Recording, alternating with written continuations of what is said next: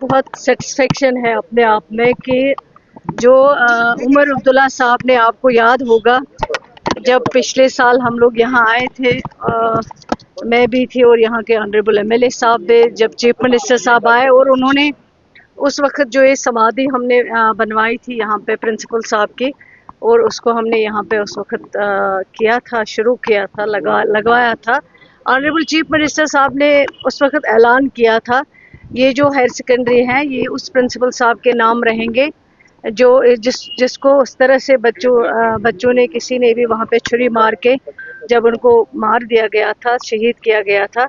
तो हमारे लिए ये खुशकिस्मती है कि आज उनका नाम रह गया इस स्कूल में और यहाँ लोगों के साथ वो जिंदा है आज भी।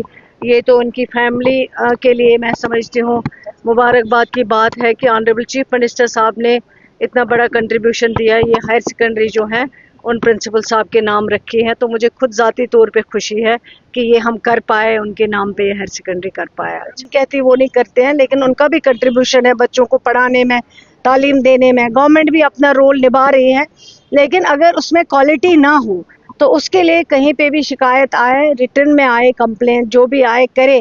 पेरेंट्स जाके पहले वहाँ पे महंगाई भर लेता है, बस फीस इतना आता है उसको वो भर देता है और उसके बाद वो हवा में खबर भेजता है वाला फलानी जी गलत हो रहा है। उनको कहिए आके कंप्लेंट करे और कंप्लेंट सही करे, डरने की क्या बात है इसमें। उनको डर लगता है कि कंप्लेंट क्यों करेंगे, वो नहीं सामने आएंगे तो कौन आएगा, आना तो पड़ेगा किसी न किसी को, तभी कुछ हो सकता है। लेकिन कुछ शिकायतें हमारे पास जो आई वो गलत निकली। कहीं कहीं प्राइवेट स्कूल्स भी अच्छा काम कर रहे हैं, वो भी बच्चों को अच्छी तालीम दे रहे हैं, लेकिन जहाँ पे गलत हो रहा है उसके लिए सरकार बैठी है, वहाँ कार्रवाई। मैं समझती हूँ कि ये बहुत बड़ी बदकिस्मती की बात है कि बच्चे जो है वो इतनी मेहनत करते हैं, इतनी पढ़ाई करते हैं, उनके साथ साथ उनके पेरेंट्स भी उनके इस पढ़ाई में शामिल रहते हैं, इस मेहनत में उनका साथ देते हैं, रात भर उनके साथ जागते हैं। लेकिन फिर जब वो एग्ज़ाम कंप्लीट करते हैं और उनको ये उम्मीद होती है कि हम लोग मेरिटोरियस हैं, हमने बहुत पढ़ा है, हम ये एग्ज़ाम क्वालिफाई करेंगे, लेकिन बदकिस्मती से कुछ लोग जो पढ़ते नहीं हैं, जो पेपर खरीदते हैं, उसकी वजह से आगे आना चाहते हैं। और जब ये खबर उन बच्चों के सामने आती है कि पेपर लीक हो गया, तो मुझे लगता है ये सबसे बड़ी दुख की बात होती है। उन डिप्रेशन में चले जाते हैं, बच्चे को बहुत इफ़ेक्ट पड़ता है इस चीज़ से।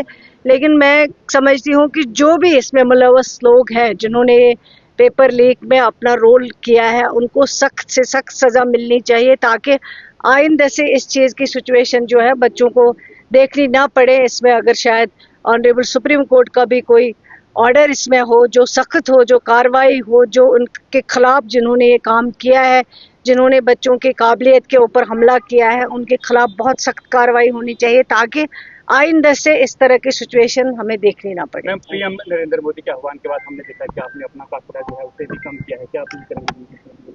हमारे पास तो काफिला है ही नहीं इतना, हमारे पास काफिले में टोटल 3 गाड़ियां होती है। लेकिन मैं समझती हूँ कि अगर उस काफिले में भी हम लोग कम कर सके, जैसे वजीर आजम साहब ने कहा, अगर मुल्क में कोई दिक्कत है, परेशानी है, तो इस सब में हम सबका भी रोल होना चाहिए, जितना हम कर सके। काफिला हमारे पास नहीं, हमारे पास टोटल 3 गाड़ियां होती है, उसमें 2 सिक्योरिटी की होती है और 1 अपनी गाड़ी होती है। लेकिन मैं ये समझती हूँ कि अगर उसमें भी हम मदद कर सके, अगर मुल्क में कोई प्रॉब्लम है इस टाइम, अगर हमारा भी रोल रहेगा तो हम जरूर करेंगे उसमें।